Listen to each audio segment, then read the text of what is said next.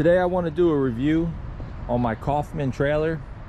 I've had this trailer for just over 7 years, and I believe I put well over 100,000 miles, probably somewhere in the vicinity of 110 to 120,000 miles on this trailer.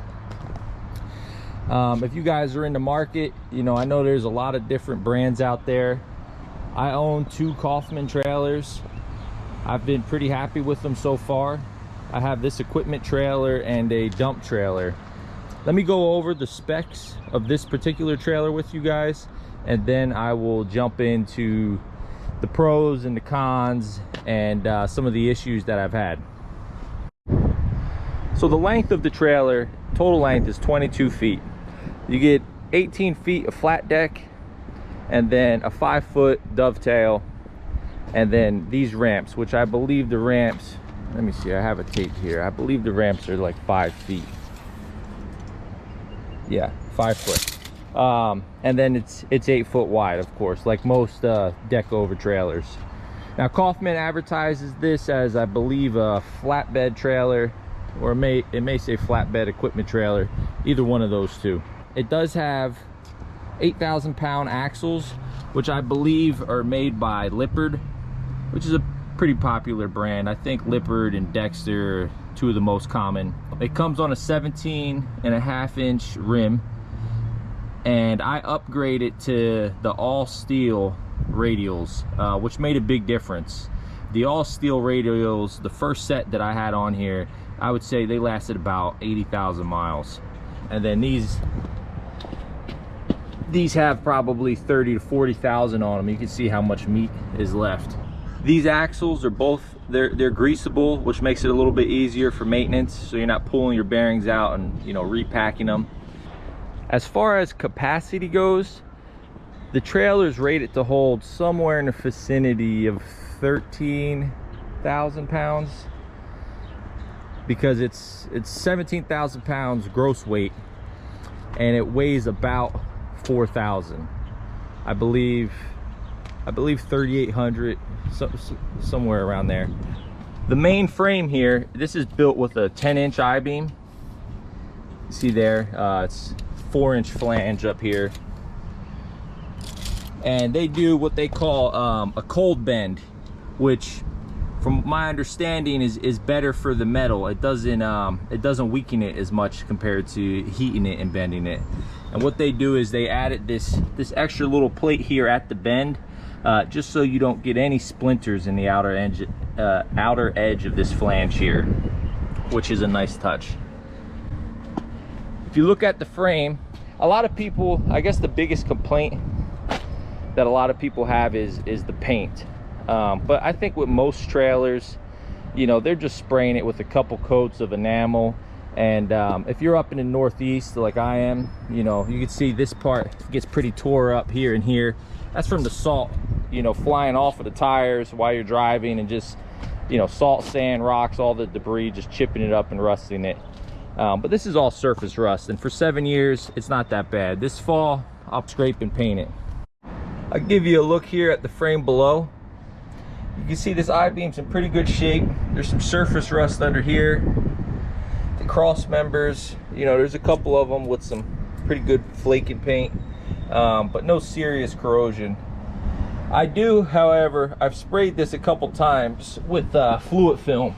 If you're not familiar with that, I would suggest checking it out. It's like an all-natural grease. You can see it's still on here. I did this over, look at that. What it does is, it's like a grease or oil. It might even be wax, I'm not sure. I probably should have read the can before I made this video, but look it up, fluid film. You spray it on here, and you know, a lot of road grime and stuff will stick to it, but it also, you know, prevents corrosion. And I've done that. I try to do it once a year. I've only done it these past 2 or 3 winters, I would say. So it'll, you know, it's due again come this fall. The spare tires mounted underneath. It has a chain holding it in place with a nut and bolt. That nut and bolt, when I needed to spare, was rusted. So keep that in mind if you get this trailer. Maybe put a stainless steel nut and bolt down there, make it a little easier. I had to cut it off with a grinder. I chose the upgrade where the cross members are to every 12 inches. You can see the bolt heads here. There's a bolt there, a bolt there. I think their standard spacing is 16 inches. I figured, you know, it wasn't a big cost difference to upgrade to 12-inch spacing, and I figured it added a good amount of strength and integrity to the deck to do it that way. These are upgraded ramps, these wide ramps. Their standard ramps are about half this width, and they just have angle iron cut into them. It's like the most common style ramps you see on trailers. These ramps are nice because they have these extra supports back here, which is great for loading and unloading equipment when your trailer is not connected to your truck. As long as you're on flat ground, you know, it's safe to do that, because your trailer with these down on the ground, there's no chance of the trailer, you know, sagging and then the front lifting up. They are spring assisted. You can see the springs there, which makes it nice for lowering and raising the ramps.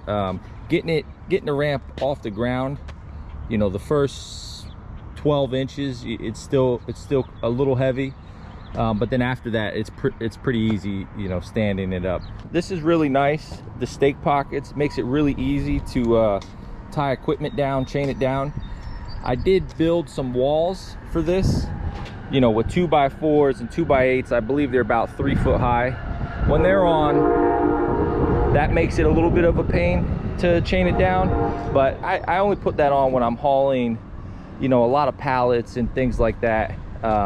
You know, something that has loose material and has potential of sliding around. It has this nice box in the front here where, you know, you can put your change and straps and binders and all that. It has the jack. It's adjustable, so there's a pin you pull, then you push the leg down, so you don't have to crank it as much. You're not cranking the jack down, you know, a foot. You're pushing that down, locking it, and then you're only cranking it, you know, 6 inches or so. So the pros of the trailer, I would say, for first off, is the price.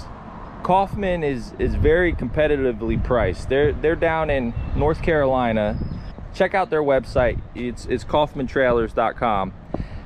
They're factory direct, so you're buying right where they're being built, or you can have it shipped to you if you're not nearby or you don't want to make the drive. I made the drive. It was worth it for me. At the time, you know, fuel prices weren't $7 a gallon, so it was worth it for me to just drive down, and I brought my wife and son, and we made a little family trip out of it. But anyways, yeah, back to the pros. The price, you can't beat the price. Also, I think it's very well built. It's very stout. These 10-inch I-beams, I don't know if I mentioned it, these cross members, this is 3-inch C-channel. It's very, very well built in my opinion. Everything is sturdy and it'll last a long time. The ramps, I love the ramps. They're real heavy duty. I've loaded a 14,000 pound machine on this. You can see you get a little bit of cupping on this expanded steel here, but this is probably from my wheeled skid steer, I would imagine, not the 14,000 pound excavator. But it's not going anywhere. It's been like that for years. It hasn't gotten any worse. The cons. The first thing I would say is the paint, which is not a huge deal to me. I know to some people that, you know, they rant and rave about paint and who has better paint and what paint lasts. And my opinion, I don't know, you know, I guess powder coating might hold up better, but in my opinion, you have metal bouncing around, you know, you're putting binders on everything, chaining it real hard. You have road debris spraying into certain spots up here. I feel like any paint job would chip, and then you'd get some rust in there. That's just my opinion on that. But if you stay on top of it, and you don't have to go crazy underneath, like I said, the fluid film, you don't even have to clean it. You just spray it right on, and that's it. And that helps, you know, with any heavy rust. The issues that I've had, the one big issue that I had is this rear leaf spring bracket or hanger. it has, let me see if I can get in here and show you. You see right here, this is it's like a circle tube, and this leaf spring just rubs on it. Well, I guess it's a wear item because the tube wore out, and it was flat. It was basically wore all the way through the tube, and the leaf spring was sitting up higher. So I had to replace the whole hanger. Like I said, I don't know if that's considered a wear item or not. I would imagine that it is because it's metal on metal. So I had to grind this out and weld the whole new hanger in there. I made a video of that, but that was early production of my YouTube channel. So I don't know how good the quality is of it. I guess I'll leave a link. You check it out. So that's one issue. Another issue that I had is the axle seals. The axle seal, what it is, there's an axle seal separating the wheel bearings. Let me make sure I get this right. I'm pretty sure it's separating the inner wheel bearing from the brake assembly, where the brake and everything is. There's a seal that goes over the axle, and it fails from time to time. It's failed twice on me, and again, it's probably kind of a wear item for this amount of miles that's on here. I think it's kind of expected. But what happens is the grease will slowly leak into your brake area, and then you'll notice your brakes, you know, not working as good. Now, it's, for me, it wasn't like a catastrophic failure. I kind of felt it coming on. You know, my trailer brakes went from, you know, stopping like they should to slowly kind of not stopping as good, you know, taking a little longer. I could feel it. So I took the wheel off, I took the hub off and looked at it, and sure enough, two of them went bad, and it was like one on each axle. So I redid the brakes and the axle seals on all four wheels once. And then that probably happened around 30 to 40,000 miles, I would say, when the trailer was probably 2 years old. And then it happened again about 2 years later. But the second time around, I caught it before too much grease got in there, and I was able to clean everything up and just replace the seals. I didn't replace the brakes with it as well.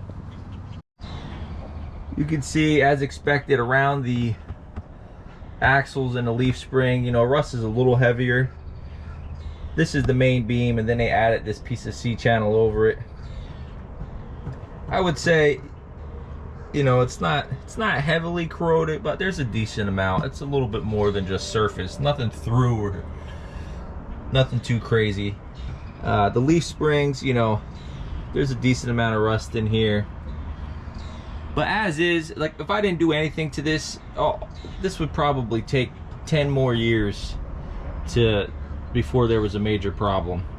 This fall, I don't know if the leaf springs are considered a wear item or not, but you know, I might look into just putting some new springs, new U-bolts on here with the axles off. Maybe I'll wire wheel all this and throw a coat of paint on it, just this area, not the whole trailer.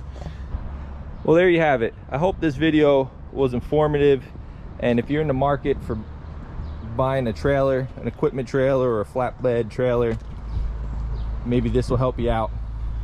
Like I said, Kaufman, they were great, easy to work with, and in my opinion, for the price, you can't go wrong. So thanks for watching, guys. Don't forget to give the video a thumbs up and subscribe to the channel if you're not already. I'll catch you on the next one.